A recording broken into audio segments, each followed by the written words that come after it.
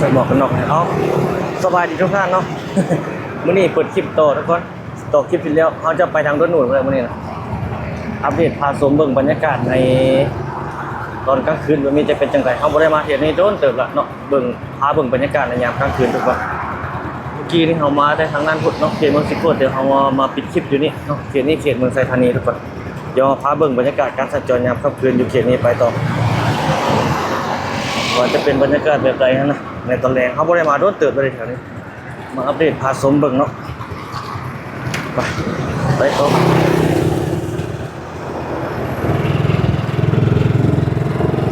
ชิมร้อนหนุนในยามกลางคืน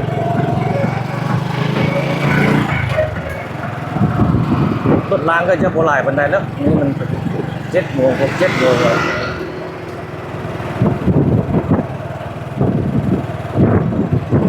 อัปเดตพาชมยามแรงบ้านเขา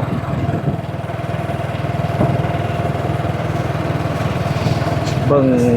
สองข้างทางเนาะเบิ่งเศรษฐกิจเบิ่งอย่างต่างๆทางห้างบริษัทอยู่สองข้างทางการสัญจรมาอย่างต่างๆไปให้ประชาชนได้เห็นได้ชม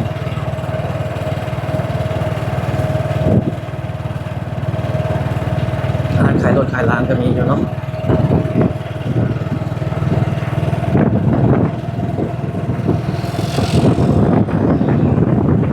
บรรยากาศยามแรงเวียงจันทร์บ้านเขา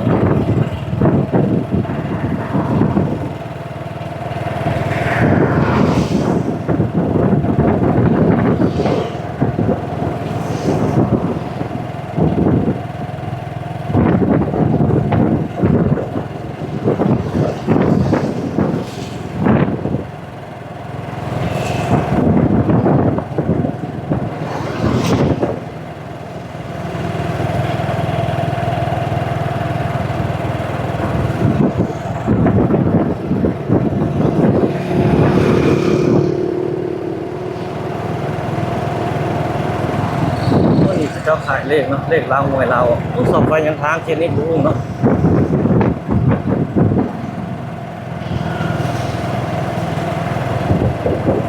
วันดอนหนุนเมืองไซธานีนครหลวงจันทร์คนเขตนี้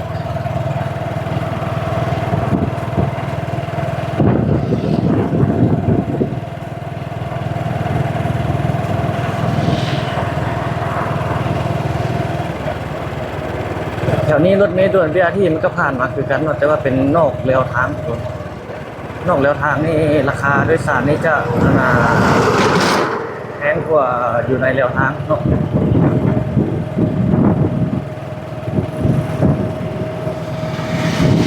คือเอาเว้าเลยยังได้เบิ่งข้อสะดวกต่างๆเนาะเพื่อสิเข้าสู่ภาวะแบบปกติเนาะบางคนนี่มักใช้รถส่วนตัวเนาะเป็นข้อสะดวกแก่การไปมาหาสู่นะไปเรียกไปงานไปลาไปการอะไรต่างๆเนาะแล้วก็ปรับตัวไปใส่รถไปรถใช้รถสาธารณะจะเป็นอีกอย่างหนึ่งถ้าคืออยู่ต่างประเทศนี่เขาจะใช้รถเมล์แบบสาธารณะหลายคนเนาะตัวอย่างคือญี่ปุ่นพวกอย่างประมาณนี้นะเขาจะใช้รถเมล์สาธารณะหลายกว่าใช้รถส่วนตัวแต่ว่าลาวเขานี่นิยมใช้รถส่วนตัวเนาะเวลาไปการไปเรียกไปงานนะนี่แล้วมันยังเป็นข้อแบบนั้นเนาะเราเขาก็หากระมาแบบที่เอาเว้าเลยต้องได้เบิ่งแบบนั้นข้อสะดวกที่จะหันไปใช้ตัวนั้นเรื่องการบริการความว่องไวความสะดวกของรถเมล์ดังกล่าวอันจะเป็นจังไรนะอันนั้นยังเป็นอีกกรณีทุกคนเนาะลองเปิดมานำไซต์ว่าจะได้หาผลตอบรับแนวใดอยู่ในสังคมบ้านเราจะเป็นคือประเทศเพื่อนบ่อย่างก่อนประมาณนี้ไปนะต้องมีสภาพเป็นร่องการปรับปรุงเนี่ยต่างๆ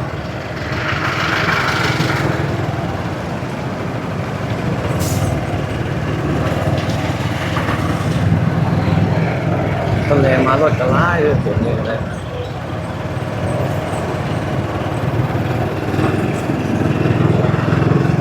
ไปได้ป่ะหมดได้ดิไฟแดงเลยโอ้เนี่ยเขาเจ้าเห็นไหมเขาเลี้ยวขวาเข้าไปนี่เลี้ยวขวาเราออกมาเนาะเลี้ยวขวาแล้วถ้าเราเข้าไปแล้วก็ไปไปเร็วเข้าทางไหน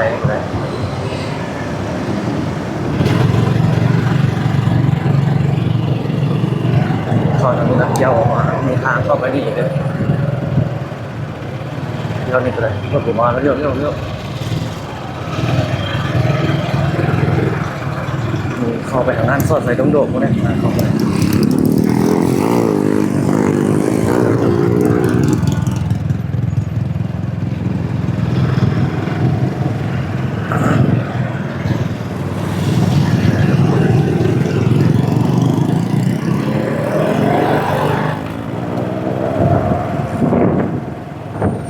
นี่เป็นอย่างไฟทุ่งเป็นเพื่อนอ่านคาได้เนี่ยโอ้ใหญ่เนาะโอ้เป็นบทสกกิ้งอ่านคาด้วยโอ้โชคดีโชคดีดินว่ะโอ้ใหญ่เนาะหลายในแบรนด์ตัวนี้ราคาของเจ้าก็มีหลายหลายมีบริษัทรถไฟฟ้านำปัจจุบันนี้รถไฟฟ้ารถทีวีนี่หลายเนาะมีตัวนี้เข้ามาเสริมก็เป็นสิ่งที่ดีลดผ่อนน้ำมันเครื่องไฟลงอีกงานนี้ขายของอยู่ของกินอะไรเข้าไฟฟ้า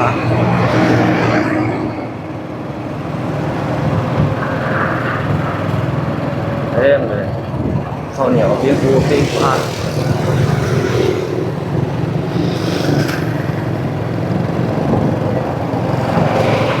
ผู้เลิกกันล่าเลิกการมากาแฟซื้ออยู่นี่แล้วก็ไปเงินไปกินเลย ทันแต่งเลยเนาะ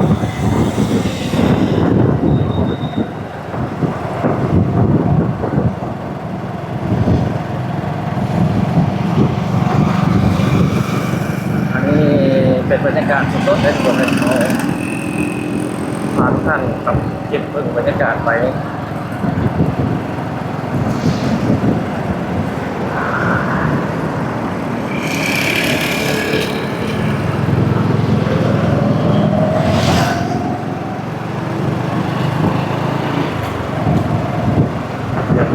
ยังเลย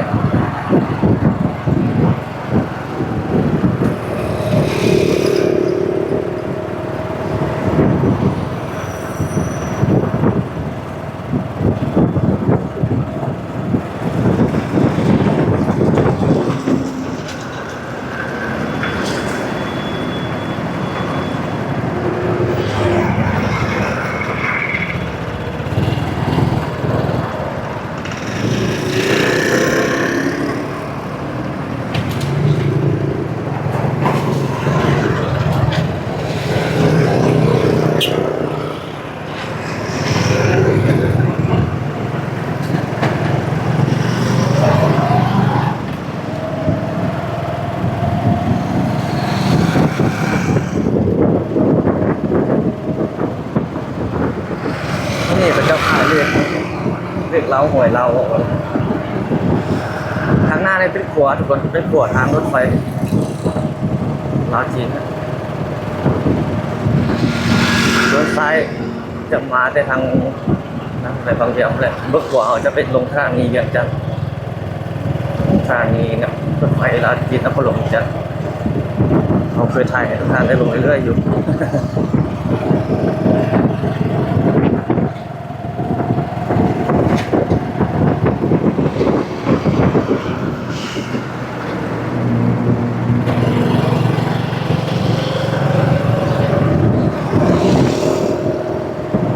บ้านโดนหนูดเนาะเมืองไซธานีนครหลวงจันทร์สิ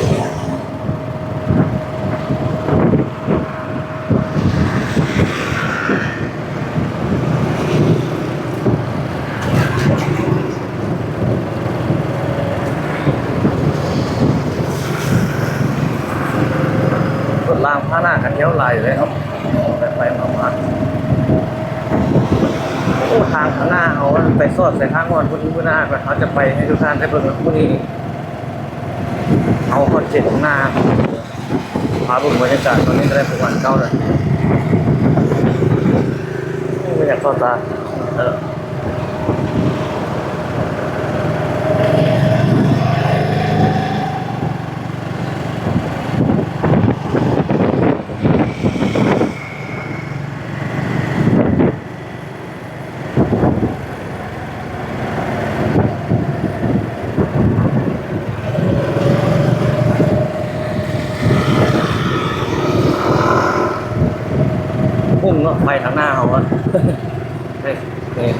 สอดใส่ทางอ่อนเลยก็ใส่ไฟงามเลยสดมาจะเนี้ยเอา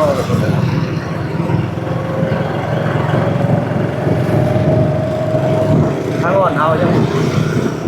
บ่ได้ไปโดดเด้อทางอ่อนบ่ได้บอกเพิ่นคำคนเอาไว้จะพาไปเบิ่งไปชมเอายังบ่ได้ออกเขียนทางหน้าเอาไปนี่แหละที่พระเจ้าย้ายนั้นมาคนย้ายนะ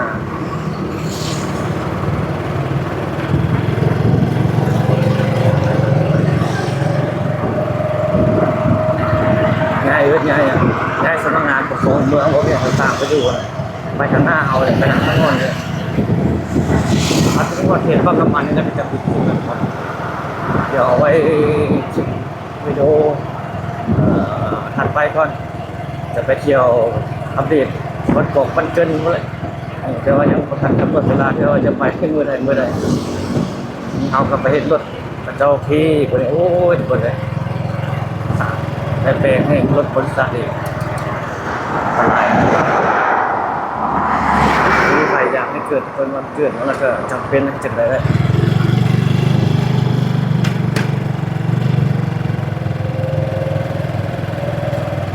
ง่ายเลยปั๊มพีทีดอนนูนเนาะนี่อเมซอนน้ำหน้าเขา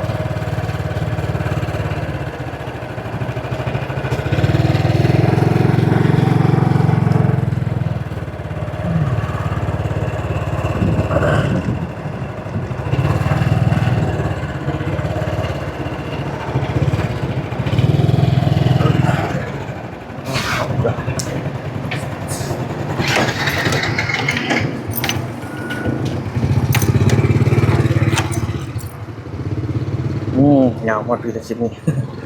จอดไปซื้อน้ำเลยก็ได้ว้าปวดหัวกัน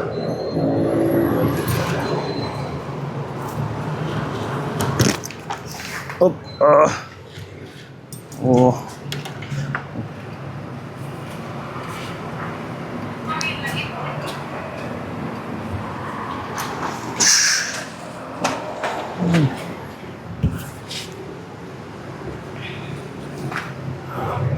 เป็นบิ๊กซีร้านสะดวกซื้อเข้ามาwelcome สินค้าจะเป็นสินค้าไทยหลายน้ำทิตตโสตรสวย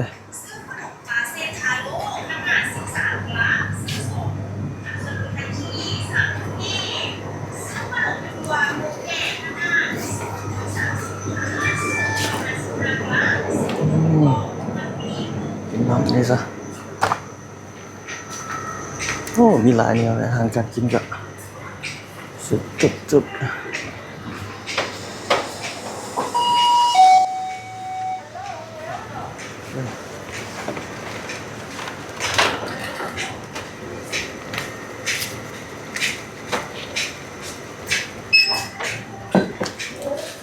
12,000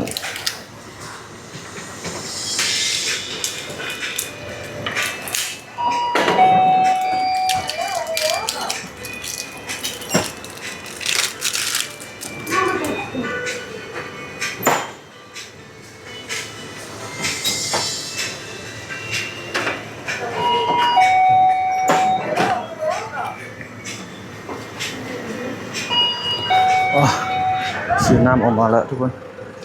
โอ้กัดสมควรเอาคลิปนี้ ได้2 คลิปเนาะออกจากพ้นมาประมาณนี้กินน้ำก่อน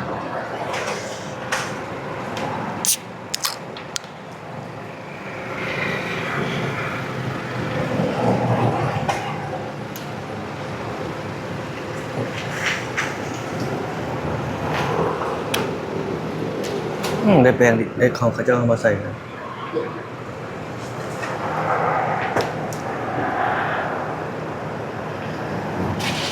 มีต้นมะขาม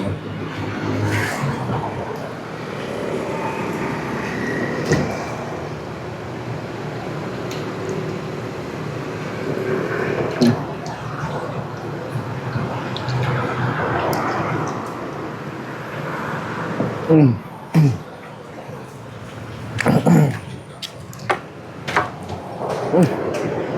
ประมาณนี้แหละคลิปนี้ทุกคนเนาะขอบใจทุกท่านที่เข้ารับชมทุกคนเอาไว้พบกันใหม่คลิปถัดไปสบายดี